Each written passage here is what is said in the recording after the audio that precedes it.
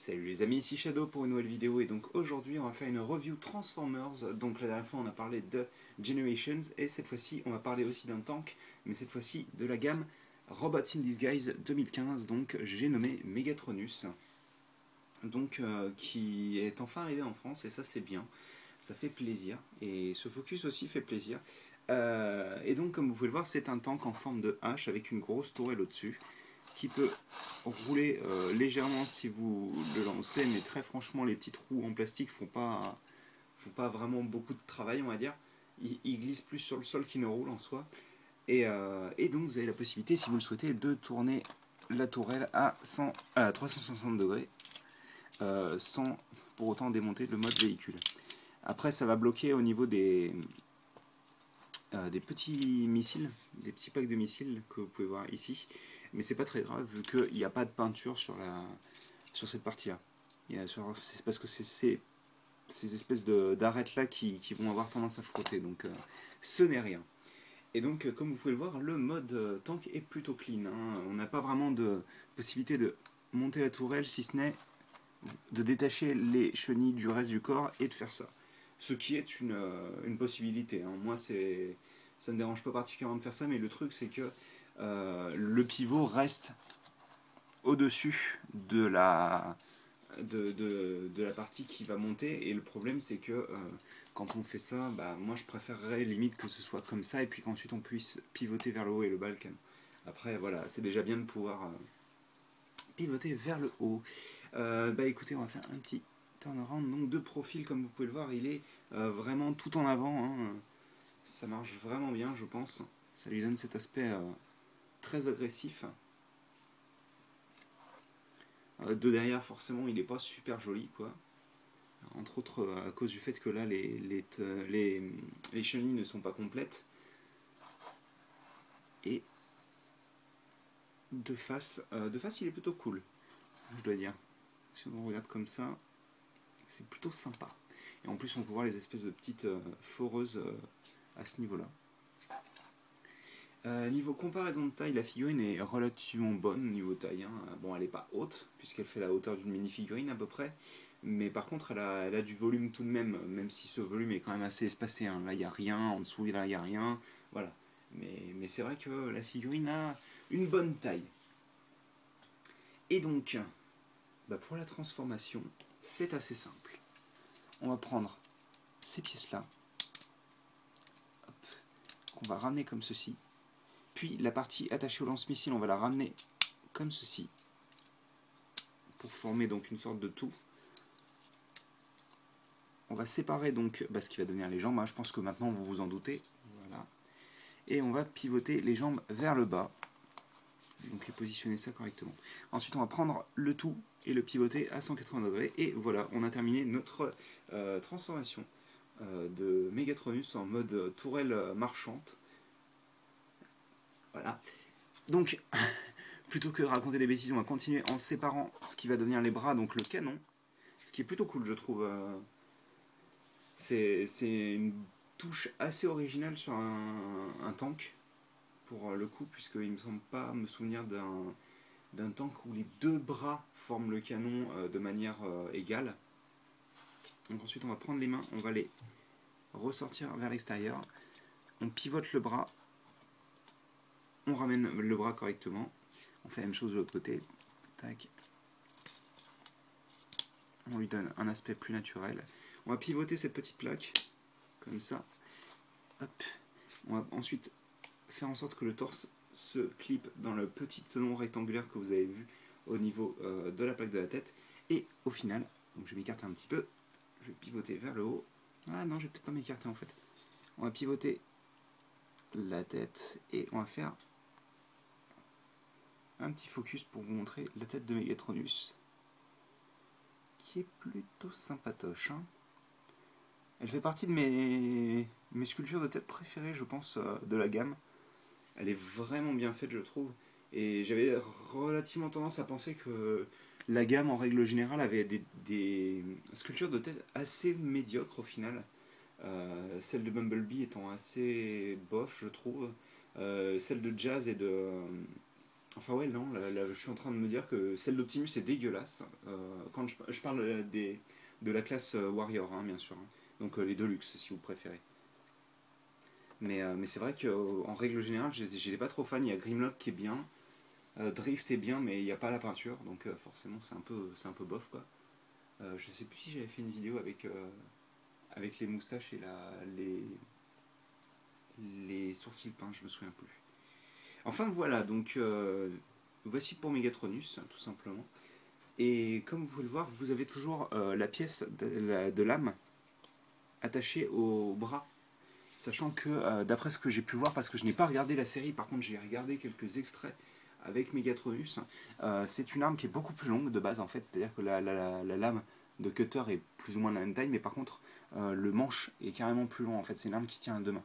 Donc pour le coup, voilà, il la tient à la main, ce n'est pas une sorte de rajout qu'il a au niveau de son canon ou quoi que ce soit, c'est vraiment une arme qu'il tient en main. Et d'ailleurs je rappelle que Megatronus, c'est le nom original du Fallen. Donc, oh là, ça risque de faire un petit peu de bruit vu qu'il y a du vent. Non. D'accord. Oui, donc, oui, parce qu'à la base, le Fallen, donc le déchu, si vous préférez, vu que c'est quand même, on est en France quand même, c'est un des 13 Prime originaux, et en fait, si vous voulez, c'est le premier qui a créé les Decepticons. Et, et donc, comme l'univers de Transformers Prime avait déjà plus ou moins éculé le Mégatron de base, je suppose qu'ils ont voulu prendre un personnage qui ressemblait, mais qui était encore plus méchant. J'ai l'impression de parler d'Orangina. Mais bref. Et donc voilà, ils ont pris Megatronus à la place. Enfin, dans tous les cas, c'est à peu près ce que j'ai cru comprendre. Vu que donc Robots in Disguise 2015 se passe dans le même univers que Prime. Bien sûr, Rescue Bots aussi. Et puis bien sûr les deux jeux Fall of Cybertron et c'était quoi? C'était War of Cybertron. Donc la guerre pour Cybertron et la chute de Cybertron en français. Et donc, je parle beaucoup, mais je n'avance pas. On va faire une comparaison de taille. Comme vous pouvez le voir, il fait une bonne taille. Hein. Il doit faire, je dirais, comme ça, 11-12 cm de hauteur à peu près, à vue de nez. Sachant que ça reste petit vis-à-vis de genre des figurines de luxe qu'on a eu l'habitude de voir en 2010-2011 par exemple. Mais le truc, c'est que elles ont perdu en taille, hein, bien entendu. Et il est plus ou moins à l'échelle d'ailleurs avec l'Optimus que je n'ai pas ressorti, puisque c'est une figurine absolument dégueulasse. L'Optimus de la même gamme, qui fait la même taille. Et dans ce que j'ai vu des comparaisons qui montraient sur la série, ils font la même taille les deux. Hein, donc je pense que niveau échelle c'est plutôt bien. Après le souci c'est que comme on n'a pas eu de classe voyageur, forcément ça risque d'être un petit peu dur de genre prendre au sérieux Megatronus quand il fait exactement la même taille, voire même un peu plus petit que Bumblebee quoi. Donc bon, c'est un peu ridicule forcément. Après vous pouvez toujours utiliser les comment ils les appellent, les Decepticon Hunters, donc c'est les packs avec les minicons et les armures transparentes. Ça peut bien fonctionner je pense. Bref, je parle, le mieux ce serait de vous montrer un petit peu les articulations, et donc la tête est sur une rotule, et ça fait très très plaisir, c'est une des raisons pour lesquelles je pense cette figurine est si intéressante à poser, c'est qu'elle a un petit peu de jeu au niveau de la tête, bien sûr elle peut pivoter, hein, mais donc elle peut regarder un peu vers le haut, un peu vers le bas, elle a un peu de jeu sur les côtés, et ça c'est cool, parce que le truc c'est que les pivots c'est bien, ça fait le travail on va dire, mais par contre derrière, niveau expressivité du personnage, c'est un peu dur en fait. Moi je trouve vraiment que même si c'est très léger, je préfère avoir un tout petit peu de jeu sur une rotule plutôt que sur un pivot. Au niveau de l'épaule, on a justement une rotule qui est à l'intérieur de l'épaule, comme vous pouvez le voir ici. Hein. Et ensuite vous pouvez écarter le bras, donc si vous le mettez comme ça au maximum, donc vous avez bien sûr le pivot que je viens de vous montrer. 90 degrés au niveau du coude. Voilà, et vous pouvez bouger la main vers le bas via la transformation si vous le souhaitez. Vous avez un pivot au niveau des hanches qui est vachement pratique. Une rotule simple. au niveau de la hanche. Vous avez un pivot pour la cuisse, un peu plus de 90 degrés, ce qui est très agréable pour le genou, et rien dans le pied. Donc ça, c'est pas trop important. Je trouve qu'il a une bonne base solide en règle générale, même si il aura peut-être tendance à faire ça des fois, vu que, comme vous pouvez le voir, l'arrière de ses pieds est constitué de chenilles. Donc je vais faire un focus.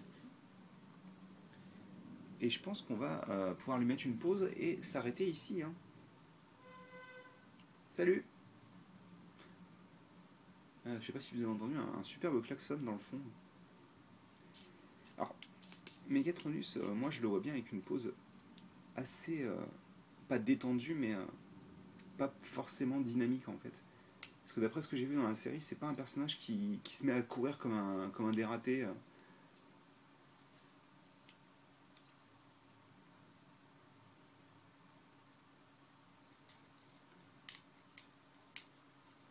Et donc, pour ceux qui ne sauraient pas, cette figurine est aussi sortie. Alors pour le moment, je ne l'ai vue enfin, elle est sortie qu'aux États-Unis. Je ne suis pas allé aux États-Unis pour aller voir, mais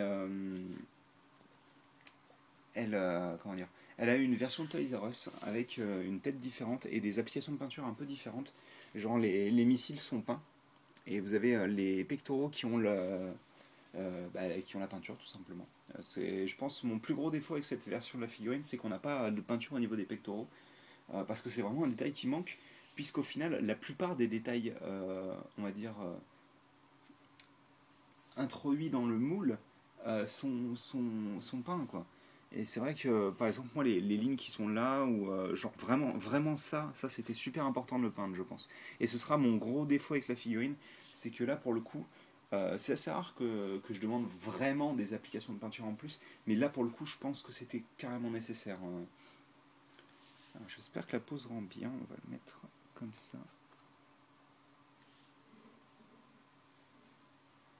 Et peut-être comme ça. Voilà. Donc Megatronus, c'est une figurine qui est quand même super fun à manipuler, franchement. Moi, je suis vraiment très fan. C'est sûrement une de mes figurines préférées de la gamme classique d'Hasbro de Robots in Disguise. J'aime bien aussi Jazz parce que je trouve qu'il est fun à manipuler aussi, même s'il manque pas mal d'applications de peinture. Mais c'est vrai que Megatronus, il est super immédiat en fait. C'est-à-dire que, comme vous avez pu voir, la transformation est vraiment très simple. Mais pour autant, elle n'est pas mauvaise, c'est-à-dire que vous avez vraiment ce côté un petit peu original avec les bras qui forment le canon et la manière dont les jambes se transforment. La première fois, j'étais genre, ah ouais, c'est cool quand même, ça marche comme ça et tout. Et très franchement, j'en suis vraiment pas mécontent. C'était vraiment un bon achat. Comme je l'ai expliqué, je l'ai trouvé, vous l'avez vu dans ma live numéro 95, je l'ai trouvé à Auchan pour la modique somme de 17,99. Après, tous les Auchan n'ont pas l'air d'être d'accord sur les tarifs des Warriors, des classes guerriers, on va dire en français. Donc après à voir, mais même à 20 euros pour le coup, c'est cher, hein. Très franchement c'est cher. Vous pouvez vous payer le Sky Shark à ce tarif-là, qui est un excellent set Lego. Ça n'a rien à voir, c'est génial.